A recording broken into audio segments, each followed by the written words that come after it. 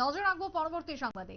জেআরবিটিকে কেন্দ্র করে আজকে কংগ্রেসের পক্ষ থেকে ডেপুটেশন প্রদান, বিশেষ করে 5 জনের এক প্রতিনিধি দল আজ ডেপুটেশন প্রদান করলো জেআরবিটি দপ্তরে। সেখানে জেআরবিটি পরীক্ষা থেকে শুরু করে তাদের নতুনভাবে নিয়োগকে কেন্দ্র করে একাধিক দাবিতে আজকের এই ডেপুটেশন প্রদান। কি বক্তব্য উঠে আসছে যুব কংগ্রেসের পক্ষ থেকে, শুনুন।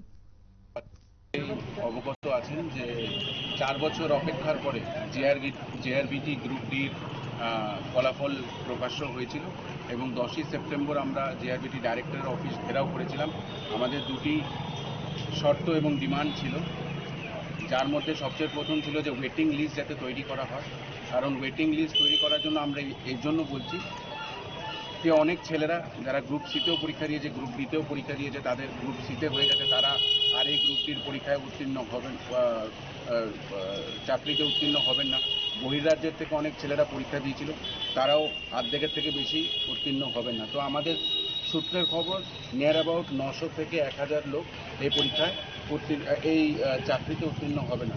আবার সেই 1000 লোকের একটা ভ্যাকিউম রেডি হচ্ছে, তা যাতে না হয় আমরা একটা ওয়েটিং লিস্ট তৈরি করতে বলেছিলাম, যে যারা ডিউ ডেটের মধ্যে জয়েন না করে, যারা ডিউ ডেটের মধ্যে এই চাকরিতে জয়েন না করে, নেক্সট 1000 যারা আছে বা যতগুলো রিপ্লেস করা যায় তাদেরকে যাতে চাকরিটা দিয়ে দেওয়া হয়। কারণ এরকম অনেক লোক আছে যারা আর চাকরির জন্য অ্যাপ্লাইও করতে পারবে না, তাদের বয়সের জন্য, তাদের বয়স পেরিয়ে যাচ্ছে, 45-এর উপরে চলে যাবে।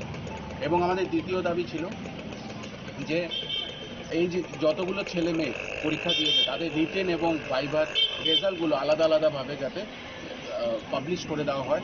কারণ কেউই জানে না তারা রিটেনে কত পেয়েছে, কেউই জানে না তারা ভাইভাতে কত পেয়েছে। এবং আমরা 10 তারিখ যখন ডাইরেক্টর সাহেবের সঙ্গে কথা বলেছিলাম, উনি আশ্বাস দিয়েছিল যে উনি রেজাল্টটা 100% পাবলিশ করে দেবে। এবং আমাদের যে প্রথম দাবি সেটা নিয়ে ওরা চর্চা করবে, ওদের বোর্ড অফ ডাইরেক্টরসরা বসবে।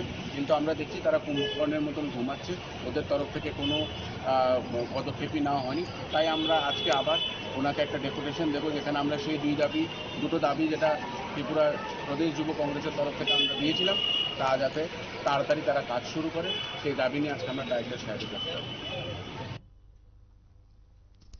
আপনারা শুনলেন যুব কংগ্রেসের পক্ষ থেকে সভাপতির বক্তব্য। তবে আগামী দিনে জেআরবিটির যে নিয়োগ সংক্রান্ত যে দাবি উঠে এসেছে, সেই দাবি যাতে পূরণ হয় এমনটাই দাবিতে আজকে কংগ্রেসের পক্ষ থেকে ডেপুটেশন প্রদান। ছোট্ট বিরতির পর ফিরে আসবো, সঙ্গে থাকুন।